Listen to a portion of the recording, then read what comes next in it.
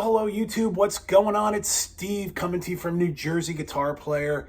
I bought myself a Fender Mexican Player II made in Ensenada last July here in New Jersey, Rutherford Music Shop here. And, it was a great guitar. I fell in love with it the second I played with it. I've now had it a year.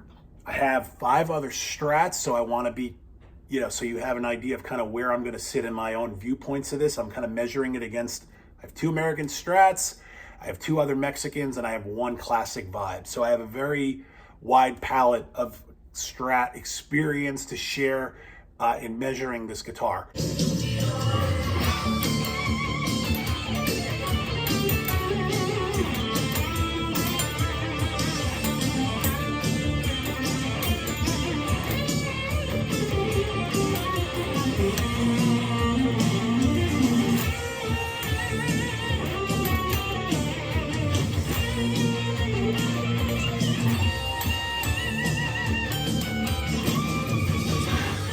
The number one thing about this particular guitar is I love the color. I love the way it looks. And I'm going to be honest, that's totally what drew me to the guitar.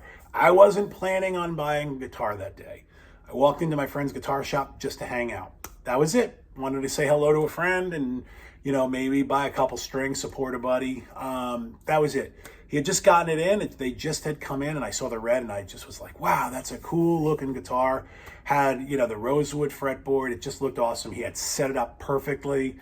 And I played it, plugged it in, and I was in love. It was great. As soon as I had it, I had to have it. It was very much an impulse purchase and not something that I do very often. In fact, that's probably the first guitar that I've done that with in well over 20 years. I don't make impulse purchases, but I just felt that connected to the guitar. That said, it hasn't been perfect. There's been issues with it. I want to run through some of the pros and the cons in case you are watching this to kind of make an educated decision on somebody that's had the guitar now for a year.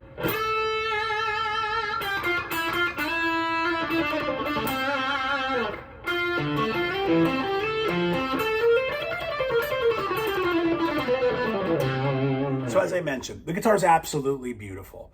I have a Fender American Pro II in Miami blue. The guitar, looks-wise, it's the same. There's no difference in terms of the way, cosmetically the guitar looks. Necks are fairly similar. The neck on the American Pro is deeper, but the fit and finish of the necks are fairly similar. They both have the 9.5-inch radius. If having the back access on the American Pro is important to you, then swing that way. I'll tell you that it doesn't really make a difference, and I tend to play a lot of higher notes and higher runs, as you've seen in that video that I did kind of coming into it. I do use the upper register a lot. Doesn't make a difference. I feel like, if you want an American Pro and you play and you love it, buy it. But I really feel strongly that the Player II is definitely not anything that far away from the Pro too. The pickups, actually, I like the Player II pickups better. It's maybe a hot take, especially considering that the Pro II has Shaws in them. I'm not crazy about the Shaws. I'll be honest, I've waffled on them. I've thought about changing them, but I'm not kind of the guy that likes to mod guitars. I just don't want to spend any more money. So when I do, I just kind of re-EQ everything a little bit and, I kind of work a little harder to get it to sound the way that I want. That said, I may eventually pull the pickups out and get something else, either Lalas or Sirs. But yeah, I prefer the pickups in the Player II over the American Pro. So those are kind of more cosmetic, but I think also use this with a grain of salt, because the way that I tend to play, as you saw also or heard, I tend to play a little cleaner. I like a plexi-ish sound. So having a lighter or a lower pickup, kind of, I don't want a lot of gain on it. So I feel like the Shaws are a little hotter. I tend to also really like the pickups and the classic vibe. So, for what I do, and you have to experiment to figure out kind of where where you like your voicings on your pickups. But for me, there's no need to change these pickups on this guitar. I feel like that's another win on the guitar. The rolled fingerboard edges have been great. That was a guitar played like I had it for 10 years when I got it. So the playability is definitely on par with the American Pro. I also have a 80s American Strat, and same thing, that guitar's been worn in. It plays, similarly in terms of just playability. As far as the name recognition, if that's the kind of thing that you're into, it's a Fender. I would say, definitely, you're getting a Fender Mexican made in Ensenada guitar. I feel like they're better. I've played the Fender standards that are made in Indonesia. I'm not gonna talk down on them, but I feel like you'd be better off getting a classic vibe if that was kind of where you stood with, wanting a Fender. I would say a classic vibe is a better purchase than the Fender standards. That also said, if you're not looking to spend as much money, I feel like there's some really great brands that are in the $300 range.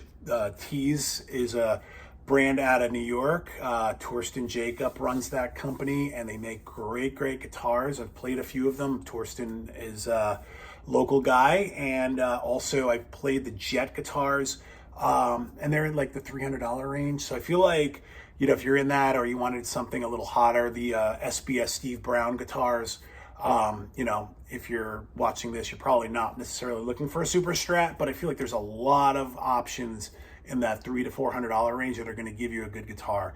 The T's, the SBS, the Squier Classic Vibes, all great guitar. But if you want a Fender, save up the extra money, get the Player II. Now, here's kind of where I feel like there's been some, kind of cons. Nothing that's going to break, this whole thing up, but when I first bought the guitar, it definitely needed get the nut cut. Took 2 or 3 visits back to get it set right.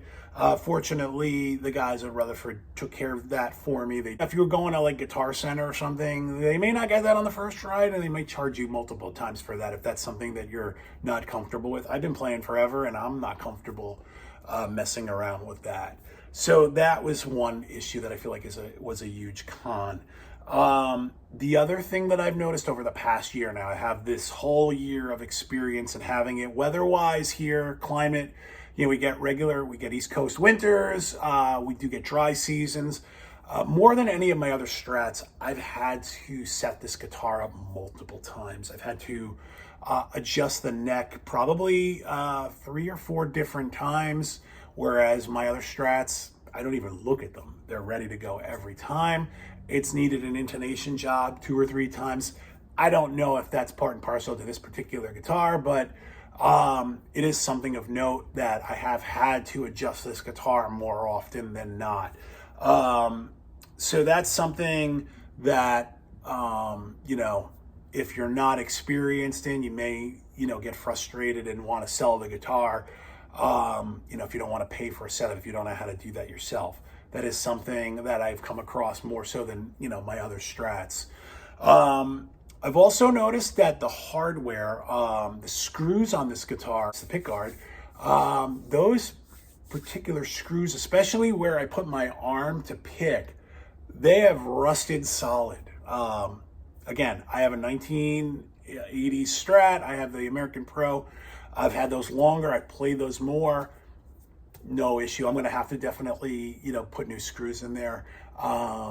So again, that's more cosmetic, but something that I've noticed. So these may be cheaper parts in there. But overall, would I buy this guitar again? 1,000%, yes. Definitely a guitar that I would say, if you're looking to buy, you could feel comfortable about, but just kind of go into the purchase knowing, you know, that there may be some of these issues and concerns that you're going to have. If you have any questions, I'm accessible here. I have an Instagram page, Stephen Michaels Guitar. You can always reach me, say hello. And as always, thanks for watching, and we'll talk to you soon.